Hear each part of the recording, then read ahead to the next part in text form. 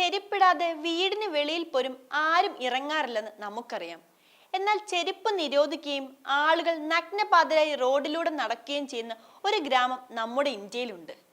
പറഞ്ഞു വരുന്നത് തമിഴ്നാട്ടിലെ ചെന്നൈയിൽ നിന്ന് 450 കിലോമീറ്റർ അകലെ സ്ഥിതി ചെയ്യുന്ന ആൻഡമാൻ എന്ന കൊച്ചു ഗ്രാമത്തെക്കുറിച്ചാണ്.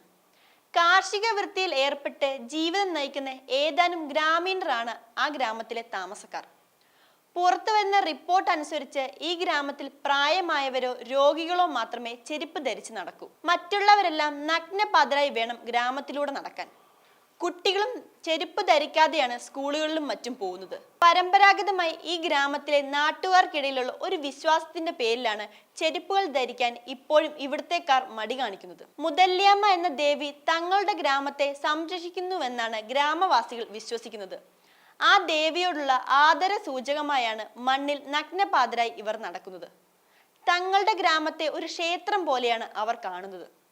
ആളുകൾ ചെരുപ്പ് ധരിച്ച് ക്ഷേത്രത്തിൽ പ്രവേശിക്കാതെ പോലെ ഗ്രാമത്തിലും ചെരുപ്പുകൾ ബഹിഷ്കരിച്ചിരിക്കുന്നു. പരമ്പരാഗതമായ വിശ്വാസം പിന്തുടർന്ന് ഇന്നും ഗ്രാമവാസികൾ അത് പാലിക്കുന്നു. മറ്റൊരു ഗ്രാമത്തിൽ നിന്ന് ആരെങ്കിലും ഈ ഗ്രാമത്തിൽ എത്തിയാൽ പോലും ഈ സവിശേഷ ആചാരത്തെക്കുറിച്ച് അവരെ അറിയിക്കാറുണ്ട്. അത് മാത്രമല്ല, ഈ ആചാരം ചെയ്യാൻ വിസമ്മതിക്കുന്നവർക്ക് ദുരൂഹമായ പനി പിടിക്കുമെന്നും അത് ഗ്രാമത്തിൽ പടർന്ന് എല്ലാവരെയും കൊല്ലുമെന്നും ഗ്രാമവാസികൾ കരുതുന്നു.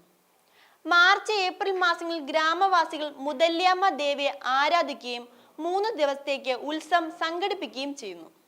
ഈ വീഡിയോ നിങ്ങൾക്ക് ഇഷ്ടമായാൽ ലൈക്ക് ചെയ്യുക. കൂടുതൽ വീഡിയോകൾക്കായി യോഗനാഥം ന്യൂസ് ചാനൽ സബ്സ്ക്രൈബ് ചെയ്യുക.